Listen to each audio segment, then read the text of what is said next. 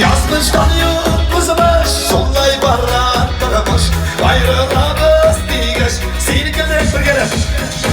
Uzun işte yıllar,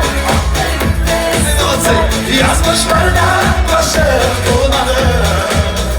Doğranın günlerine, sarmışılır günlerine, gün var seni uymadı. uzun işte yıllar, Aklı günler sular, yazmışlar da başı bulmadı. Doğranın günlerine, sarmışılır günlerine, gün var seni uymadı. Evler ışık kazan. Yükseltin. Ağaçlarının dibine kaldı böyle şakama. Yazmışlarını dilim kaldırmaz. Yıkan yine uzak senin gibiler birge. Şirin şirinle gidip kaçlarımız birge. uzun işte yıllar, aklı bitmez sular. Yazmışlar başı bulmadı. Buranın günlerine, sarmışlık günlerine, günleri var seni uymadı. Uzun İşte yıllar, aklı güneş sular, yazmışlar başı bulmadı. Buranın günlerine, sarmışlık günlerine, günleri var seni uymadı.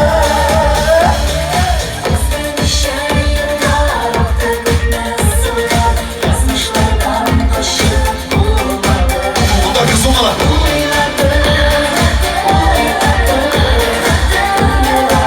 Paylaşacağım. O benim İngilizce yazgan canım. Aslan kayda. İnce bir dersleri içinde yazdım.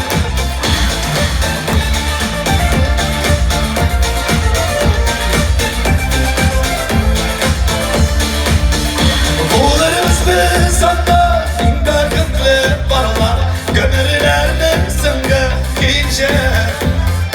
Ayrılmaz birine, kullarımız gölgerge. Kullar elleri kullar, bezdikçe. Uzun işte yıllar, aklı güneş sular. Yazmışlar başı bulmadı. Buranın günlerine, sarmışlar günlerine. Günleri var sine, Ay ulan sen de Amerika. uzun işte yıllar. Aklı güneş sular, yazmışlar başı